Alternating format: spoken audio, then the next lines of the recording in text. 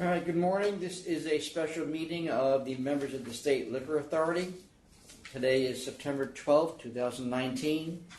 This meeting is being held in Albany, but video conference with New York City. It is not, for those who could watch this later, it's not being live streamed, but a copy or recording will be available on our website shortly after the meeting ends. Present today in Albany is Chairman Bradley, Commissioner Ford, Deputy Commissioner of Licensing Roberts, Acting Councilor Furring, and myself, Secretary of Authority Donahue.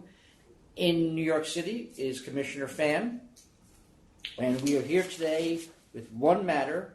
It is item 1810A.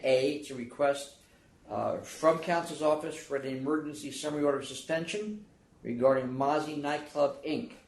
And with that, I'll turn it over to Council's office. Margarita Marsica will present for Council's office. Good morning, members.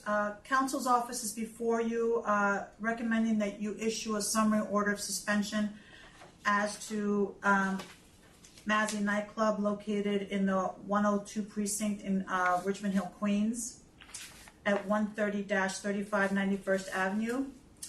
The reason we're here is because this is an extremely large venue, which has a capacity of over 1,500 people.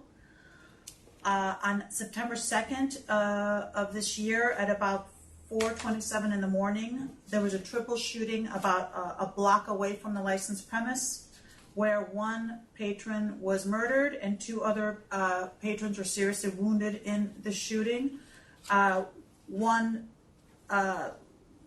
two surviving patrons were shot. One was shot 7 times in his lower extremities, and the other one was shot 3 times in his lower extremities. They are still hospitalized at Memorial Booth in stable condition. The reason that Council's office is so concerned is not just because these people were affiliated with the licensed premise and the shooting was in a residential area very nearby to homes. We're particularly concerned because there was an earlier incident that morning at approximately 2:15 in the morning, and the way that this happened was that the police were informed by the hospital that a victim had come in saying that he had been stabbed or struck in the head and he was bleeding profusely from the head. When the police responded to the hospital, they were told by the victim that he had been assaulted inside of Mozzie Nightclub, that he was bleeding profusely from the head, and that he was escorted out by the security guards and told to leave because he was essentially messing up the premise. He was bleeding all over the place. He took himself to the hospital. The police responded to the nightclub. The police are estimating, I spoke to the officer who actually responded, he thought it was about 3:20 in the morning to investigate this, what they thought was a stabbing. They spoke to Andre, who I'm familiar with because I have a pending hearing already. He's definitely the manager there, Andre Mustafa. They spoke to Andre and they spoke to various security guards who all denied that any incident had taken place. I don't know why the officers did not enter the premise at that time. I know it's a very large venue, and maybe that can be somewhat intimidating, but the officers remained there because they were waiting for the night watch detectives to come and further investigate the stabbing. It was considered to be serious at that time because the victim had to have staples to the head. So while these officers are waiting for night watch, they remain there, and I just confirmed with Lieutenant Estrella, who was a special operations lieutenant, that based on their investigation, which is ongoing on the homicide, these officers remained there until after 4, definitely after 4, and they saw people still leaving the premise. Officer Prasad himself also, at that point, received the radio transmission about the homicide, so then he then left the nightclub and went to the homicide and found the victims. So obviously these are very concerning incidents, but since June of this year, there have been at least 7 incidents, including the ones that I've just described. In every incident, the licensee fails to call 911. What makes this so egregious is the fact that on June 27th and August 1st, the licensee was present in the SLA tribunal in front of an ALJ and their attorney, and we talked about, discussed, testified about various incidents where they were charged with failing to supervise and maintaining a disorderly premise because of their failure to contact the police. Lieutenant Estrella was testifying at length about the fact that the licensee never calls 911, that They're always trying to meet with the licensee, et cetera, et cetera.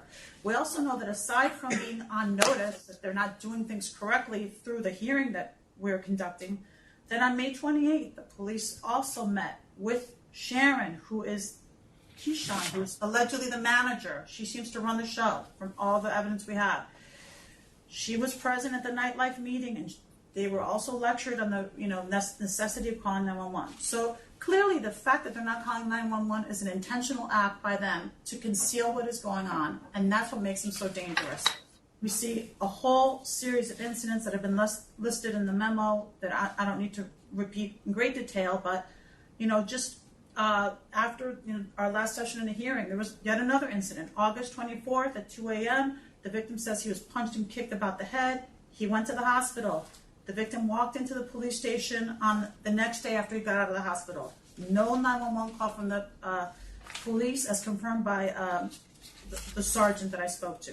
On August 10th of 2019 at 2:55, the victim says there was a verbal dispute inside. The perpetrators followed the victim to the backyard deck, which incidentally is an extension of the premise. We're not supposed to be using that. And he was struck about the head, face, and neck. No 911 call.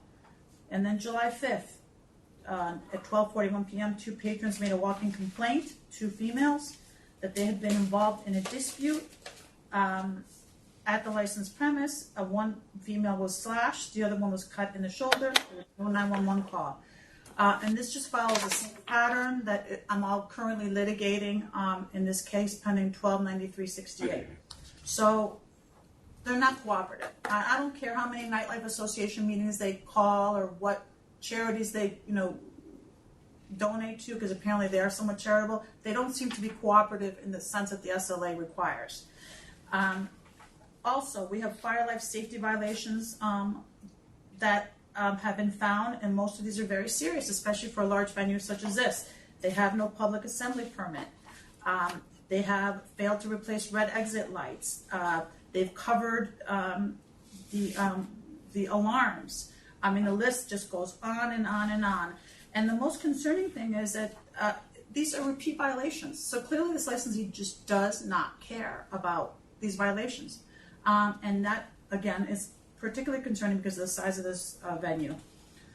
All right, I'm going to stop you there and find out if anybody has any questions. I think I've heard enough. Sharon Kishoon, the manager, is she permitted as a manager there? Is she on the paperwork? Yes. She is on the paperwork as a manager. Okay. She appears to have complete control of this place. No one ever sees a licensee. I think the police told me they've seen the so-called owner 2 times at the premise. Okay. Well, when you say that, how much control does she have? Is she writing checks? Is she? She appears to be writing all the checks, Chairman. I mean, does she appear to be acting as an owner? I'm sorry? Does she appear to be acting as an owner? We're looking into that, Chairman. I believe so. Or on behalf of somebody else. The 3 shooting victims found around the corner, there was video that was obtained showing that the victims had been inside the licensed premises before this incident. The homicide investigation is ongoing. I believe they're still reviewing video. The last I heard from Lieutenant Estrella, which was this morning, he told me they had video showing the perpetrators walking down the street from the area of the nightclub. It says here that the police advised the counsel's office that they obtained video showing all victims had been inside the licensed premises since approximately 11:15 p.m. Oh yeah, that's correct. The victims were scanned then. We know the victims were definitely inside. The perpetrators, I don't know what the status is with regard to evidence that the perpetrators are actually inside the premise. I don't know. The homicide investigation is ongoing, but the victims and their friends are very cooperative, and they all say that they had been inside the nightclub, and that I guess when they were walking away from the nightclub, this is when this argument started with the perpetrators. How far away were the victims found, do you know? A block away around the corner on 190th Street. The actual area where this nightclub is fairly commercial, but it's literally a block from home, so it's kind of a strange. You mean 90th Street or 190th? 190th Street. Because this is on 91st Street, right? Oh, yes. I'm trying to remember the map in my head from my hearing. I know it's like an intersecting street. It's an intersecting street. It was around the corner from the nightclub. Okay. And this is the area where I know from my hearing, this is the area where the patrons ordinarily park their cars. Okay. It's right near the tracks. Commissioner Fan, do you have any questions? No, I do not have any questions. Thank you. Commissioner Ford, any more questions? I'm good, thank you. Chairman Bradley, any questions? And I'm just based on what you're saying, I'm assuming, as far as you know, there's no arrests in these shootings? That's correct. I spoke to the lieutenant. He said there's no arrests in the shootings right now. They're still, investigating with the victims who were hospitalized. So. And is it fair to say, based on your conversations with the police department, that they've made significant efforts to try to get this place in line and every one of them has failed? Yes, Chairman. They've met with the owner or at least the manager on several occasions? Yes, they have very frequent communications with the manager. They speak with her quite often. She has their cell phone numbers. They have hers. They meet frequently. Yes, she should have gotten the message now. And there are two separate inquiries going on right now. One for the 2:15 incident, and then the other for the homicide at 4:30. Is that separate, or is that? I'm sorry. Are there two ongoing? Oh, yes. There's two incidents. There's a stabbing incident inside, Right. and then there's a homicide outside. Yes. Okay. Ready to vote then? Yeah. Hey, Commissioner Fan. This licensee is clearly unwilling to properly supervise his establishment, which is a humongous nightclub, for ongoing failure to call police. The nightclub has had 163 911 calls in a 1-year period, which is pretty serious. There is an effort to conceal events, and overall just a drain on police resource, because if you don't report, then we have to confine you. And for that, this is an imminent threat to public health, safety, and welfare, and I vote to summarily suspend this license. Commissioner Ford. There have been, in the past 2.5 years, 8 disorderly premises charges, in addition to a myriad of others, failure to comply, local regulations, a lot of safety issues. They've already imposed last year a $15,000 fine, which seems kind of light to me looking at their history. That's another conversation, though. But I think it's clear that they are not running a business the way it should be operated. Perhaps it's too many people.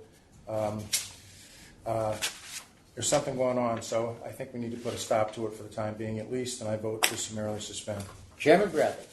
I think that it's obvious from the presentation and the records presented that this is clearly a threat to the public health, safety, and welfare, not just because it's a police focal point and there's been multiple incidents of severe violence during which the licensee failed or decided not to call 911 and report any of them.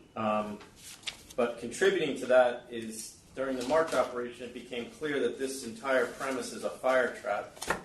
As Commissioner Fan pointed out, it holds 1,500 people, and it's clear that there are multiple violations regarding fire and safety code, that if a fire did break out in this place, because of their failure to supervise it, it would result in significant injuries to the people that were present. So, I mean, should this end up in the Supreme Court, I would point all of that out, because this place is clearly a danger to the public as it operates, and the police have made repeated attempts to correct this situation, and it seems like every attempt they've made has failed. So it can be on somebody else's head if somebody else gets hurt.